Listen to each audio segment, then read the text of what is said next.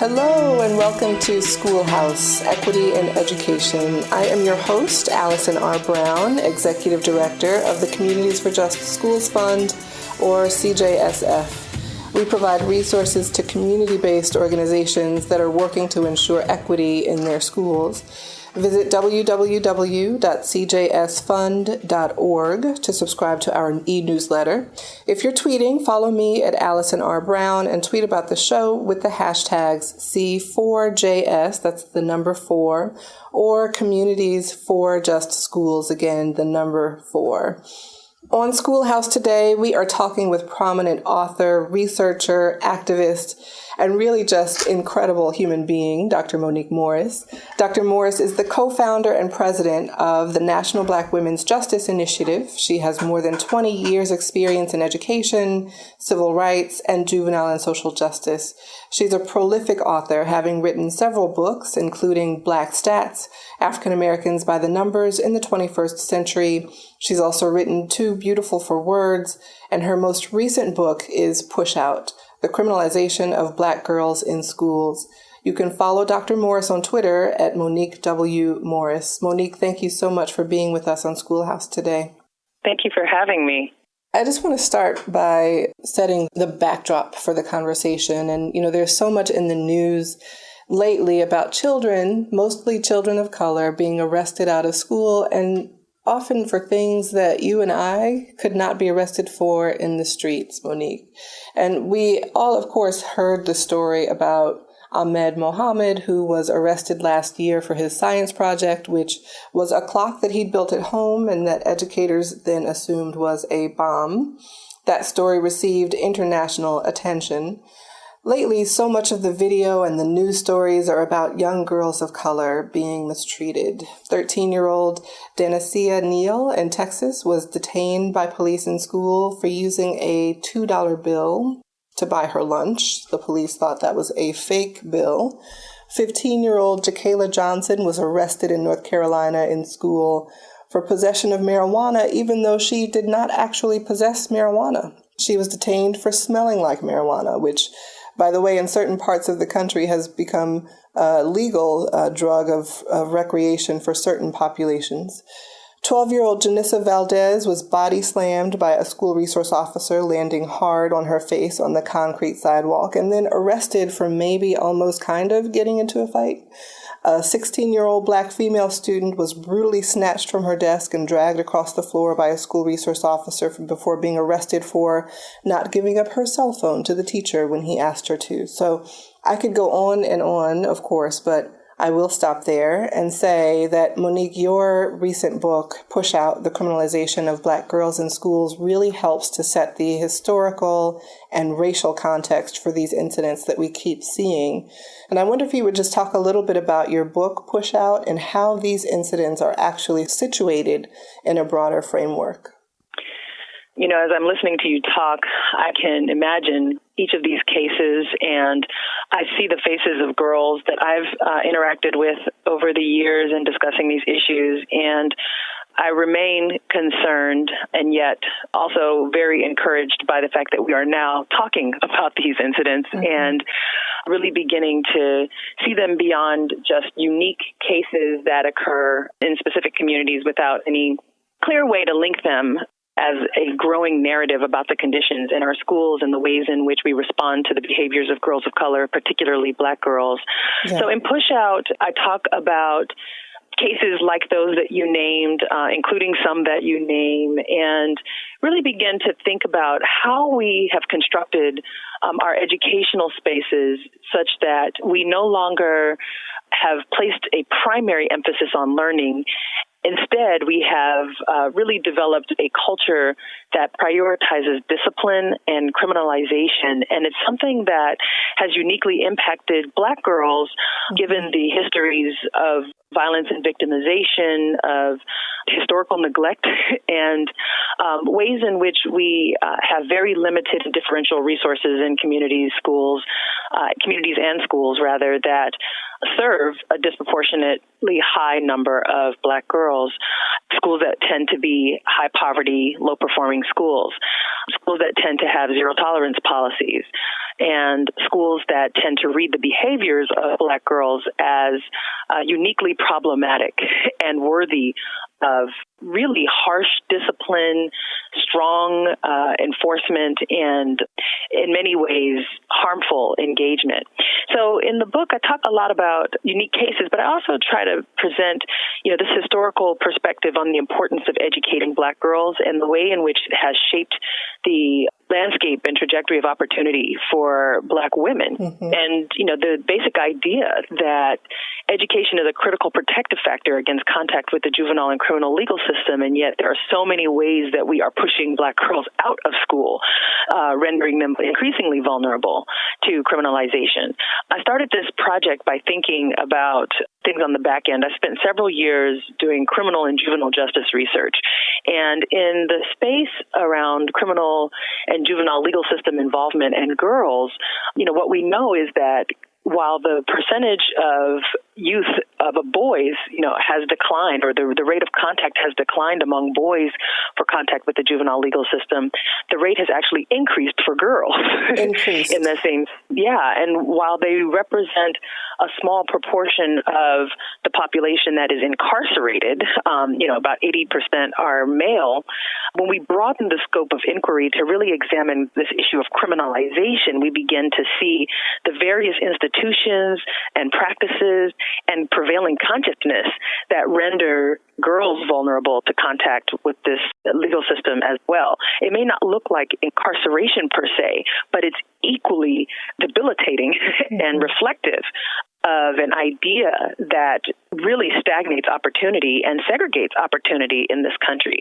And so that's what I wanted to center, and I wanted to situate those conversations about what's happening in schools in this greater context of how we develop a more robust investment and framework to better understand how girls, particularly Black girls, are being impacted by our inability to understand who they are and what their contributions could be. With this notion of education as a protective factor, that's so critical. It really is the sauce that we need to be successful and to survive. And so I appreciate your framing it that way, as a protective factor. Well, it's interesting because I was just in Birmingham doing some work, and I had an opportunity to visit the Birmingham Civil Rights Institute. Mm-hmm. And one of the images that I took back with me was this image of enslaved Black women in the cotton fields, and it was a plaque about education that read, mm-hmm.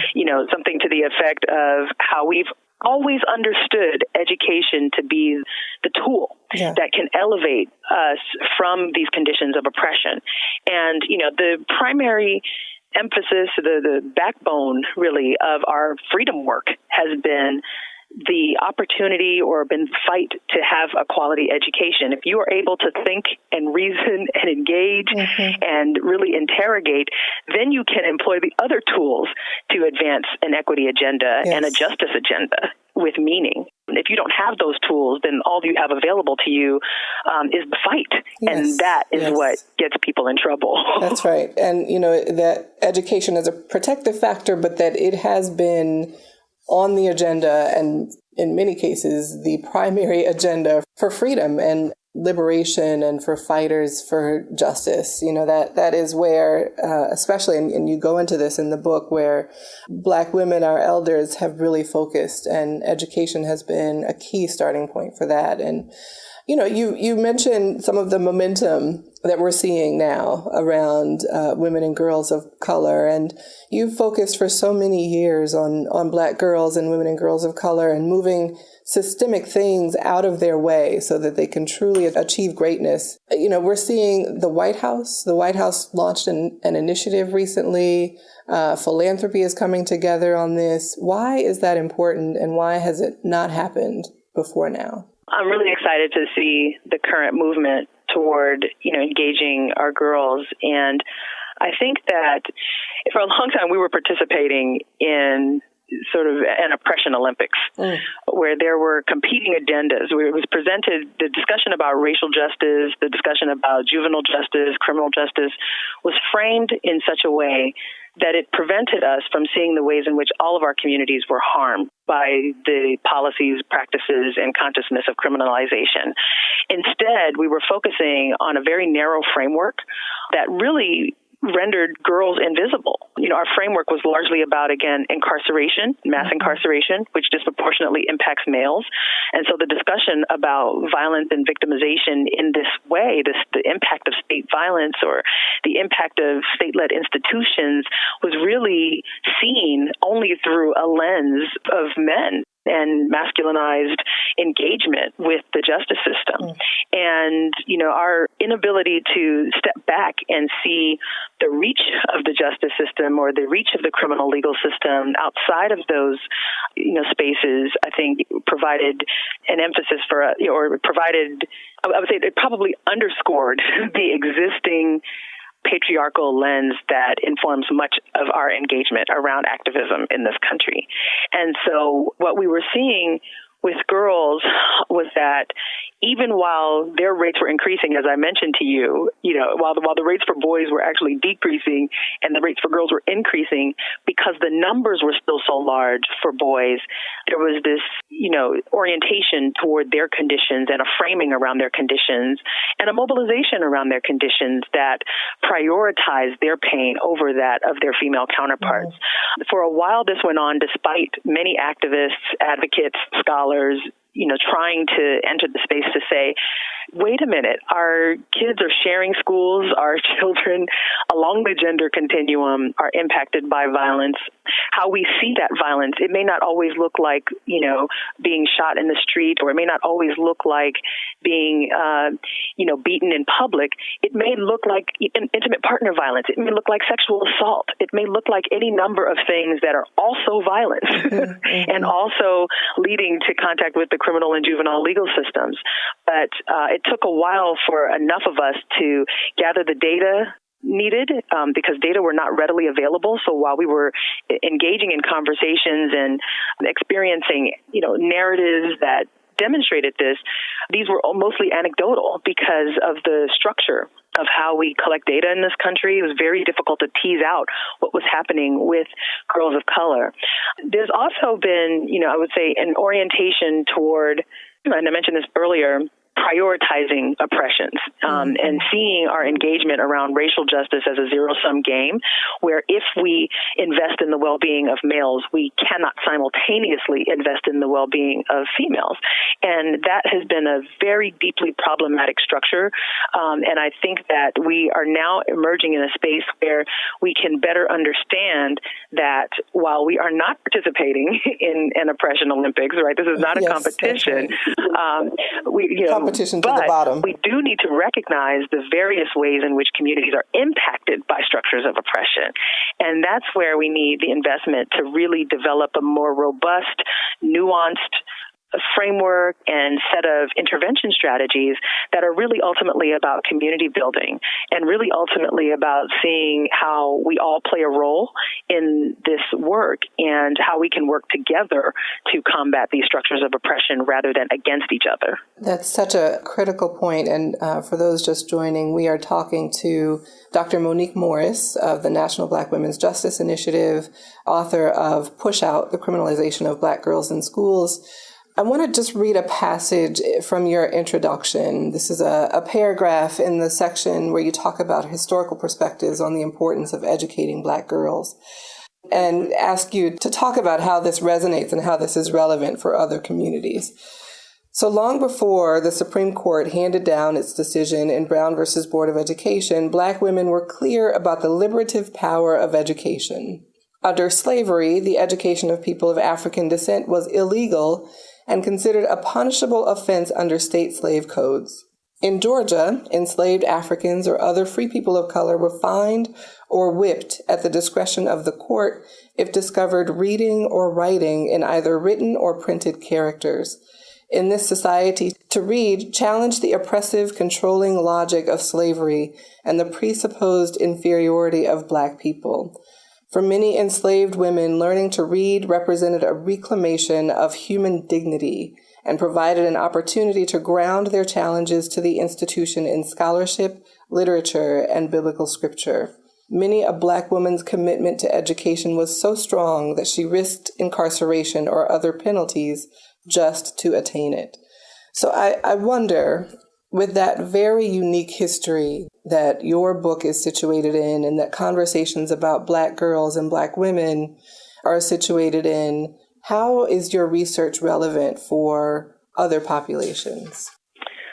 You know, the narrative of Black girl involvement and Black woman involvement in advancing an educational equity agenda has benefited already everyone else in this country. And, you know, when we look at the role that women played in, you know, the Brown versus Board of Education decisions, we look at how women were consistently engaged in educating communities, even while they were not necessarily the focal point of, you know, our most recent educational equity agendas. Their imprint has always been there.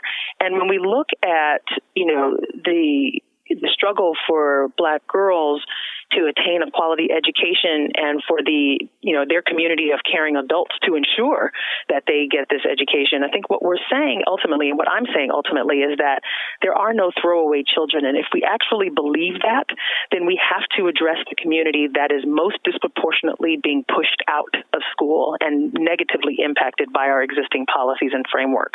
Black girls are the only group of girls that are overrepresented among all discipline character, or they are the only group of girls who are disproportionately overrepresented in all 9 discipline categories for which data are collected by the U.S. Department of Education.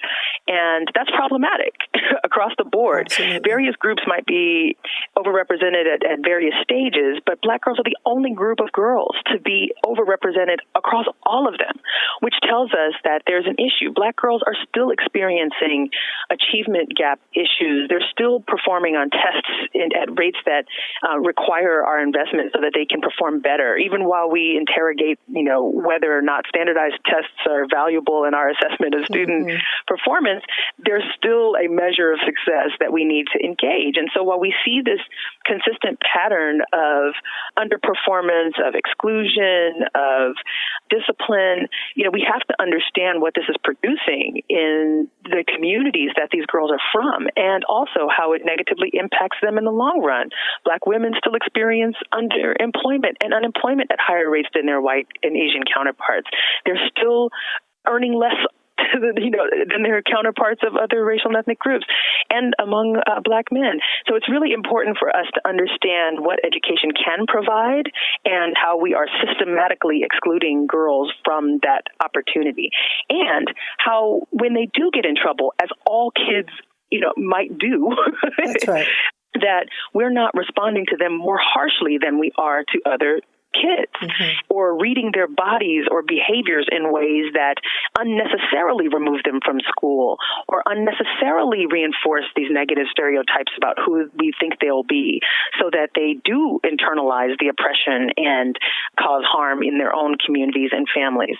We, as a community of caring adults and as educators and as advocates and as, you know, the community of philanthropy, if we're really committed to establishing a culture of equity, of, you know, sort of leading this work in a way that can ultimately, you know, disrupt the pathways to confinement for children and instead produce, you know, the type of infrastructure collaboratives that support, you know, economic and educational well-being, then we have to center what is happening with girls. We have to understand that when we address their conditions, we are ultimately addressing all of those.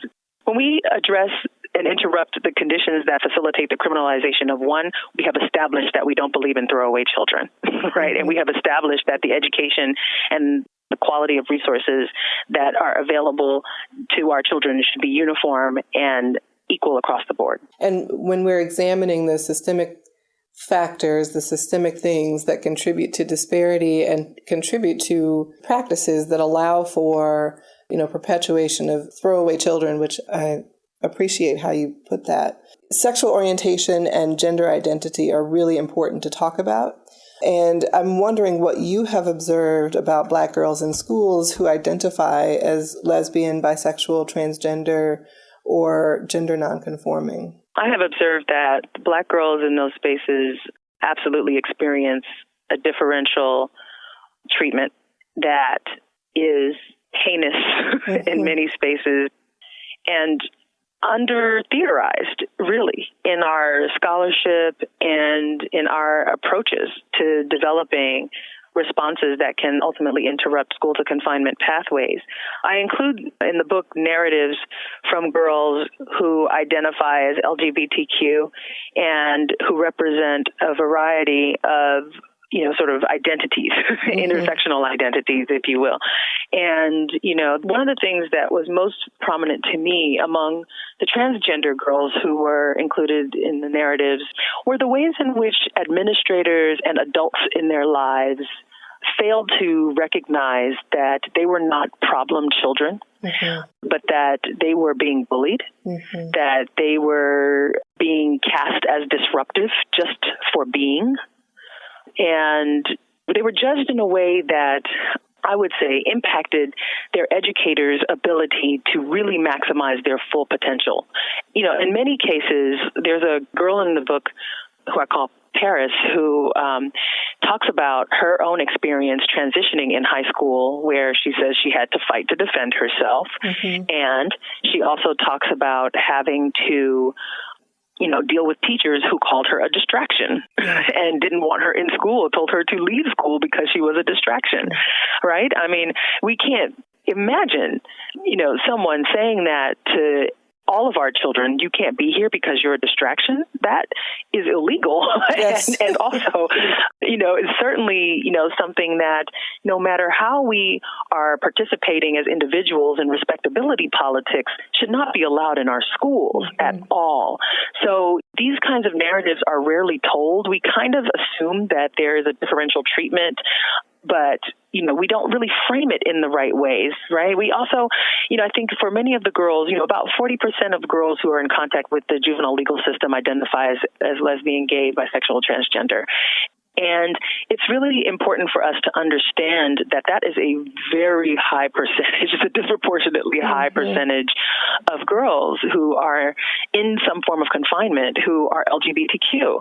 And when we think about, those who identify as genderqueer or who identify as operating along a sexual continuum in terms of their own identity, that should really have nothing to do with how we engage them as learners and how we engage them as individuals. And yet it does inform because of the biases that adults carry in terms of how we read their behaviors, how we engage them as thinkers, and how we interpret the promise of their participation in schools, as scholars.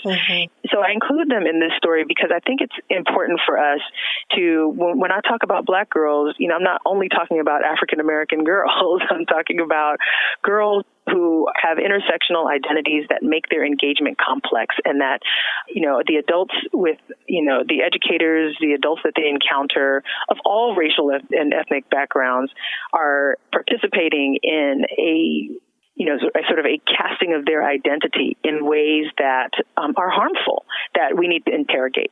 So this is not my opportunity to say all teachers are doing X, Y, and Z. And, one of the common questions that I get about this work is, whether I am somehow blaming white women, who are the majority of teachers, for the suspensions and disruptions that happen in the education of Black girls.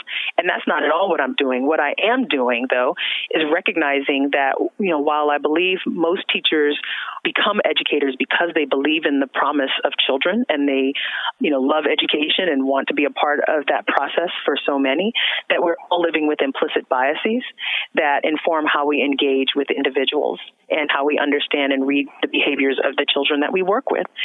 I would like to talk also about girls who are commercially sexually exploited. And I talk a lot about them throughout the book because how we come to understand the risks associated with school pushout also includes a deeper understanding of how we have come to read the behaviors of girls who we cast as hypersexual or who we just fail to see.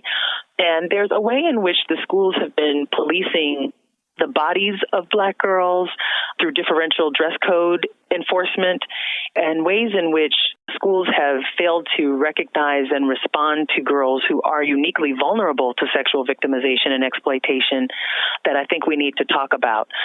You know, like I said, I started this project really when I was doing a lot of juvenile legal system work with girls and in detention facilities, and discovering that the vast majority of the girls who were in contact with the justice system and who certainly were in confinement were girls who had very deeply problematic educational experiences and relationships with schools. The majority of the girls that I talked to had early experiences with suspensions and expulsions. Many of them had been expelled multiple times.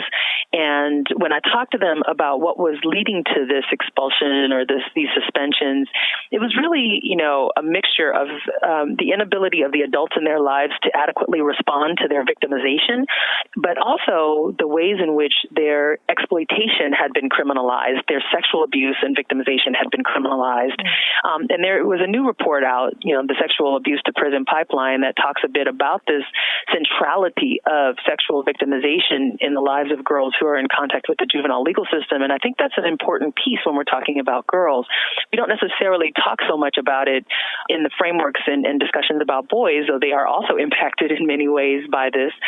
But I want to, you know, really emphasize that, you know, when we talk about the early priming and victimization that occurs in the lives of, you know, many Black girls, that their engagement with school varies based upon the kinds of interventions that they receive, you know, and so ultimately our inability to deal with that is impacting also their school life and performance. So one of the segments of the book, I talk about a girl who I call Denisha, who described herself as a hoe at 11 years old. And I start the book with her because it's important, I think, for us to understand that when we're talking about girls who are at risk of contact with the juvenile legal system, and we're talking about girls who have experienced school pushout, we are talking about girls who have experienced tremendous victimization that we have not addressed. And that's a critical point for us to understand, because it informs then what kind of schools we need to build, what kind of interventions are most appropriate, how we then can develop partnerships with other agencies to actually address the root causes of these behaviors rather than punish girls and push them out of school, which makes them vulnerable to greater participation in underground economies that can then lead to their contact with the juvenile and criminal legal systems, right? Yeah. And so in this space of exploring my discussion with Denisha, I talk about how it haunts me, right? I talk about how the fact that, you know, this one girl who was 11 years old, who should have been telling us about, you know, her school work, or who should have been in a safe space, was somebody that I encountered after, you know, being sold and referring to herself in a way that doesn't even recognize or acknowledge the sexual exploitation that she was experiencing. Yeah. And that this is not a unique occurrence. In many of the urban centers, you know, the overwhelming majority of girls who are commercially sexually exploited are Black girls. And their faces have not been the face of commercial sexual exploitation or human trafficking. We tend to think about that as a global phenomenon. But when we look at LA, we look at Oakland, we look at Chicago, New Orleans, you know, we look at these places, these are almost 90% Black girls who are being trafficked and who are not in school and haven't been in school for 3 years. And when you talk to them about why they're...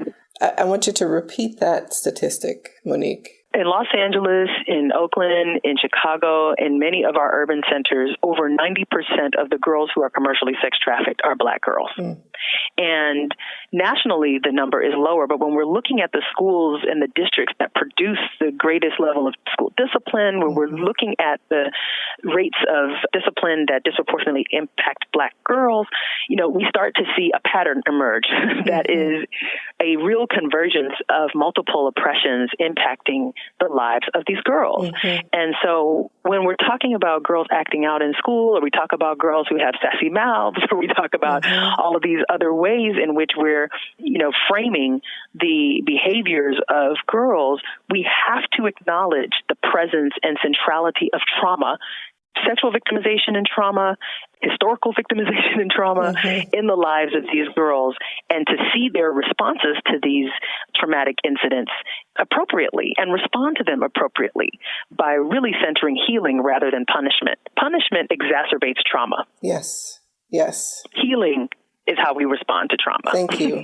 Thank you. And yet, for so most of these girls, I mean, it's really important to talk about that, because what we have failed to do in our rendering of Black girls as either invisible or as aggressive, sassy, loud-talking girls is strip them of any acknowledgement that they are experiencing these deep multiple oppressions.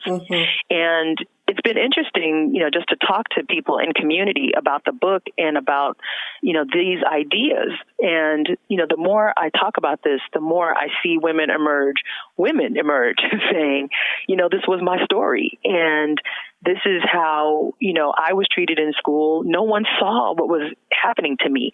No one saw that I had to lash out and had to have a conversation about, how to engage in power dynamics, because that was the only way people would see me, or that was the way I needed to protect myself, right? And we don't interrogate these ideas enough and then build out structures and partnerships and responses that can actually respond in a meaningful way.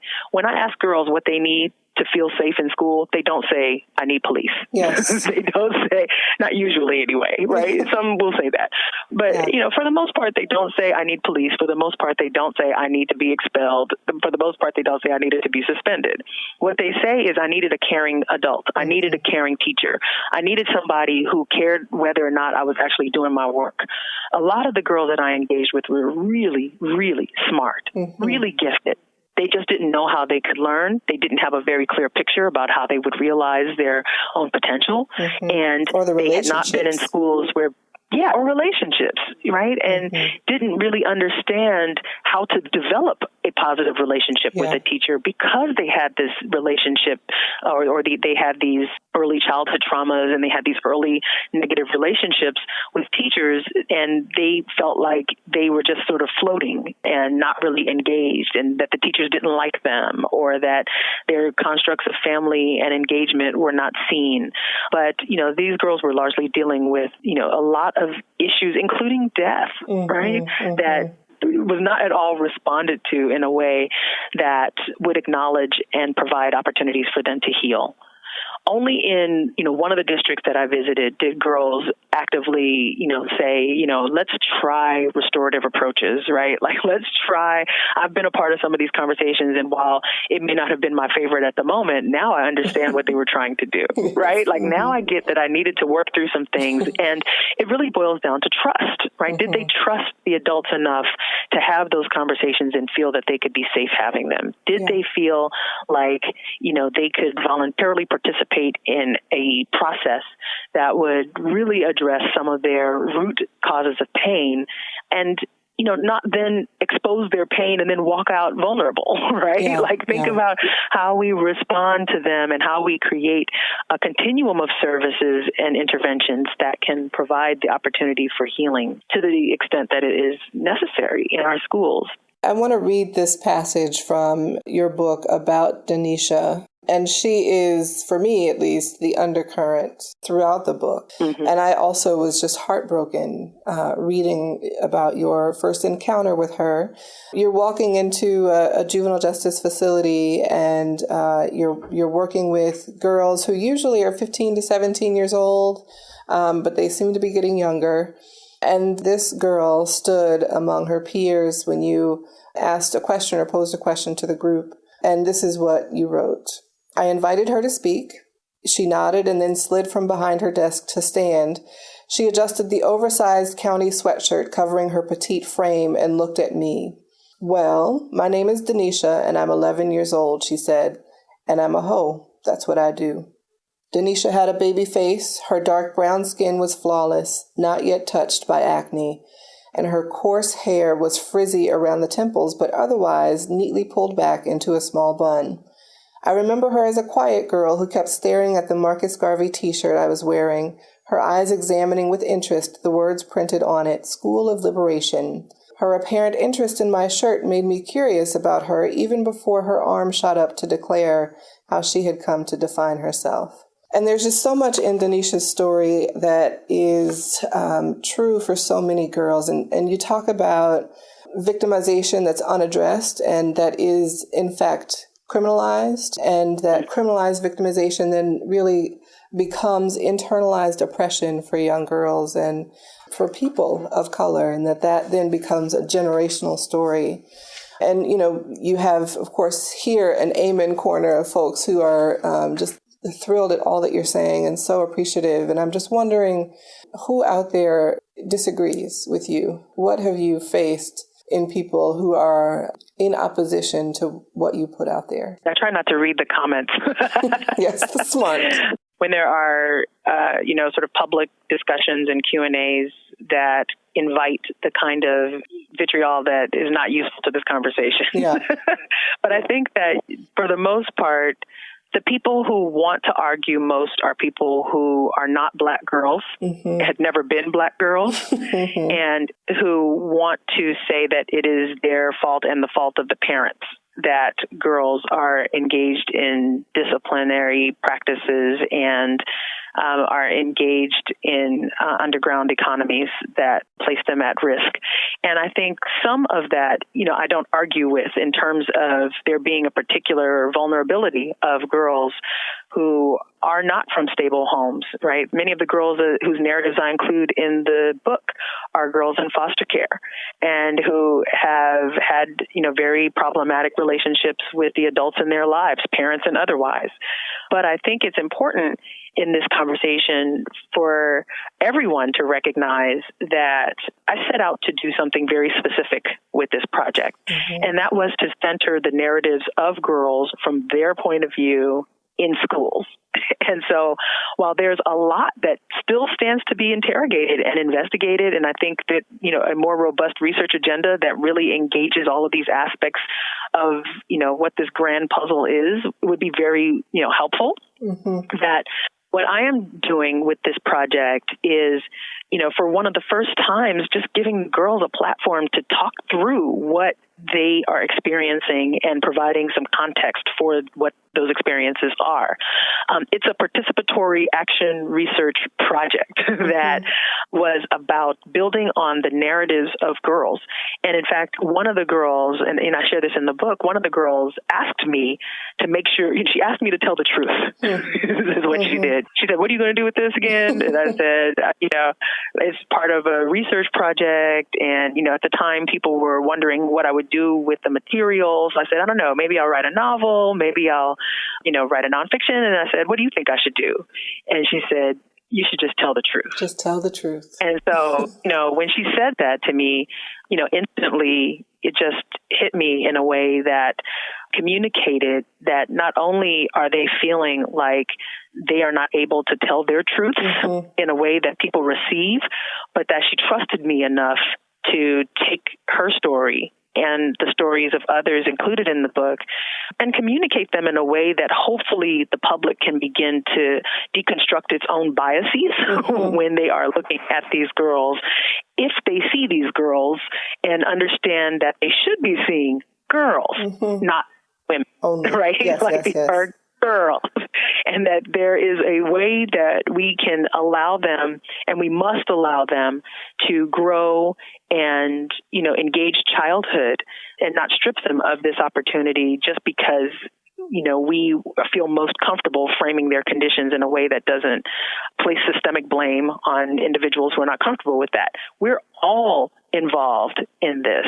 And I hope that that's clear in this work, is that I am saying all of us have played a role in creating conditions that are not conducive to the healthy well-being and engagement of Black female learners, and that many girls are succeeding despite this climate, right, are being resilient in this space rather than fully engaged and encouraged to flourish. Yes. And that's the structure I want to change. I want us to be invested in providing and creating climates that facilitate and encourage the well-being and critical discussion and, sort of academic rigor of our girls, not one that is, bare bones and just does what it needs to do. And, girls can succeed if they want to or if they try hard enough. That's not good enough for me. All of our children need to be encouraged and engaged. And we still have work to do as the community of caring adults to ensure that that is in place for them. And on that note of moving things out of the way so that Black girls can shine in all of their splendor, what is your Black girl magic story? Who is Monique Morris, and how did you come to write Pushout? I try to say that I am a truth seeker. That's language I probably get from my mother. And, I am the eldest of 5 and raised in a single parent household. And I had my early victimization stories, some of which I include or at least reference in the book, which I think shapes my own understanding of how vulnerable girls are, and yet how silent that vulnerability has remained in our justice discourses. I am a mother to 2 girls and have actively been a part of conversations about Black girl magic before we were calling it that, right? Yeah. And wanting to really think about how identities intersect and vulnerabilities present in a way that, sort of gives us our space to be creative and responsive. So, I like to think of myself, I am an artist and a writer and, sort of all of these things. And I think that my creativity in that space, has really informed my worldview such that it allows for me to really see language as a form of art and how we speak and the rhythms we speak in as, artistic as well.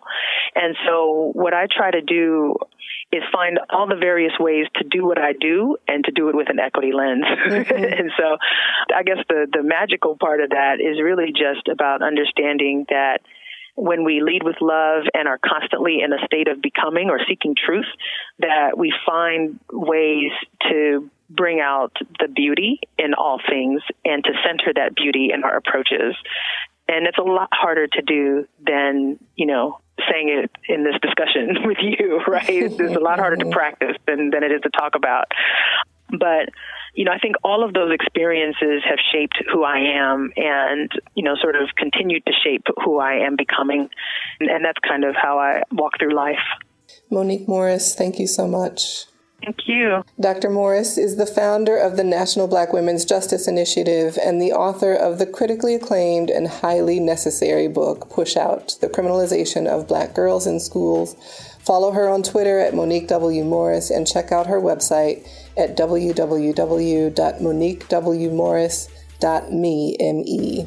Thanks to all of you for listening in. Remember that you can follow me at Allison R. Brown on Twitter and sign up for the Communities for Just Schools Fund newsletter at www.cjsfund.org.